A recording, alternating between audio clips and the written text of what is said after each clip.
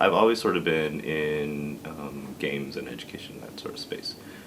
So after I graduated from undergrad, I had an art degree in undergrad. I was sort of set, or I was trying to position myself as an artist in the game industry, but then a friend of mine, convinced me that um, there was my life could be more worthwhile than that, and I could help society, and I could, so then I started working for Oregon Museum of Science and Industry, doing their website, and then also doing flash games for them. When I was there, I sort of realized that, okay, there's a ton of educators here, and we're all sort of working on it's basically like curriculum, except it's, in an informal environment and everything, except no one there had instructional design experience. So the designers were all like designers, like from industry designers, or like me, who, just, art degree, right? And so I was like, oh, I should go to graduate school and get an instructional design degree. So that's what I did. I went to UW as a master's to get in education, in educational technology, to get an instructional design degree. But then when I was there, so this was about 2003, Jim G's book came out, What Video Games Have to Teach Us About Learning and Literacy. While I was reading that, I was also playing Star Wars: Knights of the Old Republic. And in Star Wars: Knights of the Old Republic, there's the prisoner's dilemma, which is this classic model from game theory, which is, two of you are criminals, you're both caught by the law enforcement, and you're sent to jail, and they interview you separately and ask you, if you rat out on your friend, then we'll let you go for free, and we'll send your friend to jail, right? But they tell your friend the same thing, and if you both rat out, then you'll both go to jail, right? But if you both keep quiet, you'll still both go to jail. We have enough evidence, but you'll go to jail for a shorter term, right? So this prisoner's dilemma, where like, my choice is like, okay, do I go away scot-free, or do I go to jail? Or things like that, right? So that was in this game. I learned that in psychology class in undergrad, right? So I saw that in the game, and I was like, wow, these guys like are introducing sort of these sort of academic concepts in games. And I played the game twice, once as a light Jedi and once as a dark Jedi. I made the same decision at that point. So it didn't matter what my morality was. I made the outcome was the same, which was I didn't betray my friend, because as a light Jedi, I was a good guy, I wouldn't betray my friend. As a dark Jedi, I thought, well, if I betray him now, I can't use him in the future, So it became suddenly like, I just became really, really fascinated about modeling other game theory things in games, and exploring morality and exploring role playing, and these decisions that I was making weren't what the game theorists would call rational.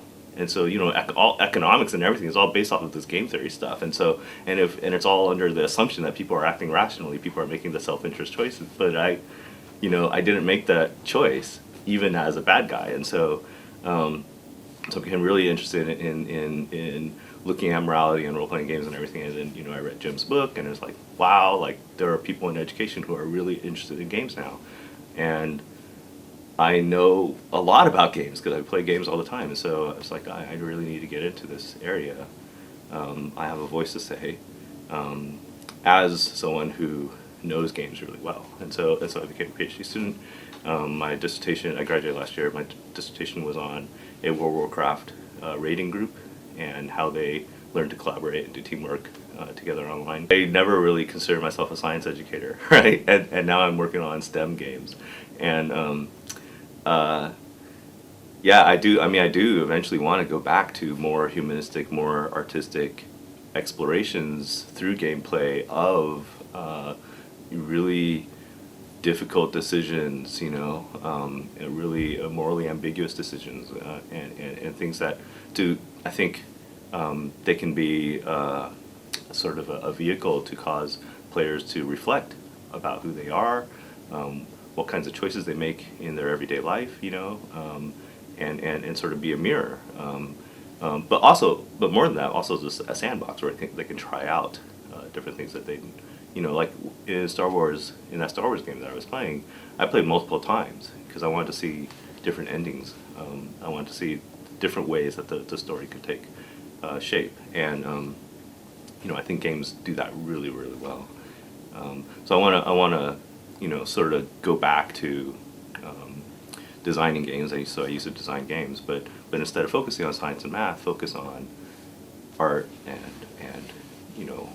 being human. 12 young scholars who are really interested in how digital media is sort of affecting society now, and how learning can be transformed by digital media, got together to basically share ideas with each other, and also meet a bunch of people who are more senior scholars and get really good feedback on our projects from those more senior scholars. It's been tremendously helpful, and Mimi Ito described it as we're building a community here, and the relationships here are gonna last probably our whole academic careers now. So Sean McCarthy was one of the first presenters on the first day, and he. It's kind of funny is that, so one takeaway is that we all had to read each other's papers before meeting this week, and they were all academic papers, right? And fantastic papers. But when you actually see through visuals, so for example, in Sean's presentation, the context in which the writing is about. So he was talking about this small city in Texas with very I guess sort of typical rural American city type of trappings, and it's got low economic it's being hit really hard by the economy problems right now, right? And it has a pretty high or disproportionately high rate of poverty and things like that, and just seeing these visuals and him being able to describe the setting was really moving, and it sort of made the writing much more real, much more contextual, much more, wow, there's this really, like bone deep, almost like problem in America in a lot of places, and we're doing really, really good work to try to get at that. But the takeaway is how do we share that with other people? If it depends on this visual representation that Sean did, then does the academic writing serve the purpose that we really want it to be serving, right? And so I think it makes me try to sort of reimagine, so how do we reach the most people, and how do we be most impactful, I guess, and with different ways of presenting our findings. I would be crazy not to try for it. There's all these people who I would love to meet, and I would be crazy not, Plus, the opportunity to get them, one-on-one, you just don't get that at a conference. You have 5 minutes at a conference. So I've met several of them before at conferences. So like Drew Davidson, for example, and they're the nicest people at conferences, but you can't really say much in 5 minutes. So it's been really rewarding there.